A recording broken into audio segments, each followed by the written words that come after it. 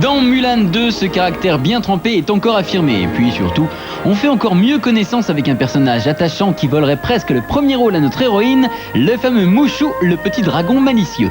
Et s'il parle avec la voix de Eddie Murphy dans la VO... Oh, what a happy day! C'est à notre José Garcia national qui est revenu l'honneur de le doubler en version française. Nous avons rencontré ce comédien aux multiples talents qui nous raconte son expérience avec une jubilation non feinte. Mushu, qui est le dragon, donc, est un petit peu plus le personnage principal. Là, il est ivre de pouvoir. Il a tous les ancêtres à sa pogne.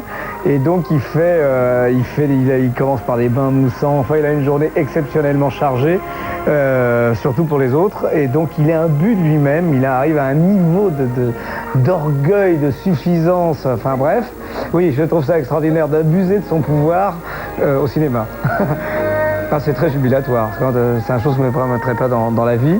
Mais d'être odieux, exécrable comme ça, une espèce de suffisance totale, c'est très, très, très agréable. Un exercice qui l'a passionné, autant pour la performance d'acteur que pour le plaisir d'entrer dans le monde merveilleux de Disney. Maintenant, comme j'ai des enfants et je leur fais écouter Mowgli ou enfin le livre de la jungle ou les Aristochats ou un truc comme ça, je me dis que moi, à leur âge, j'étais en train d'écouter la même chose sur des disques plus anciens, mais c'est exactement la même voix. Donc en fait, ça passe les générations et vous entrez comme une espèce de panthéon.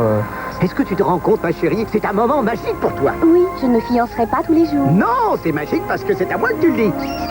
Ma fille, quand Mulan 1 est sorti, elle avait 5 ans, donc elle croyait que j'étais rentré dans la peau. Comme elle me voyait me déguiser toujours tous les soirs nulle part ailleurs, elle m'a dit « Mais si, je t'ai vu, j'ai vu une touffe de cheveux qui était sortie. » Alors j'ai compris qu'en fait, elle croyait que j'étais enfoncé, elle ne pouvait pas concevoir que ce soit des dessins. Et ce qu'il faut savoir, c'est que le doublage, même pour un comédien confirmé comme José Garcia, reste un exercice à part, une affaire de spécialiste. Pourtant, le résultat est là et montre que José n'a pas démérité. Si elle rit ouvertement au nez, imagine un peu ce qu'elle raconte quand t'as le dos tourné. Le dos tourné. En fait, vous permettez, dans le dessin animé, de faire ce que vous ne pourriez pas faire en tant qu'acteur, sinon vous seriez vraiment le gros cabot très mauvais.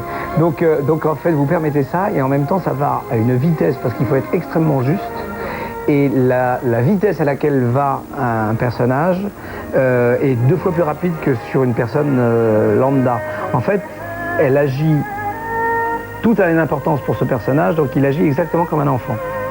C'est-à-dire qu'un enfant, il peut être très heureux comme ça et 2 secondes après fondre en larmes. Ça va à une vitesse hallucinante que nous, adultes, nous n'avons plus parce qu'on a perdu complètement cette candeur. Enfin, moi, je l'ai encore, mais je dis pour une personne normale. Voilà, non.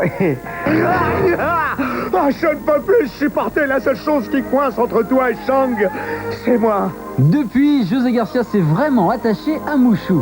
Ah, mais moi, si je pouvais, je les ai déjà soudoyés.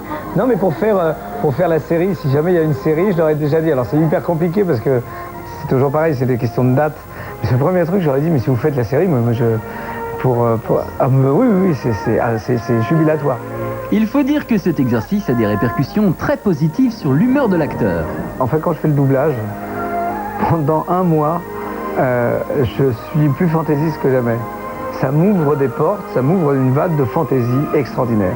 Ce que j'ai fait pendant 2 jours, ça me file la pêche pour déconner toute la journée dans la vie, me permettre des trucs, ça me ramène vraiment à une étape d'insouciance, voilà.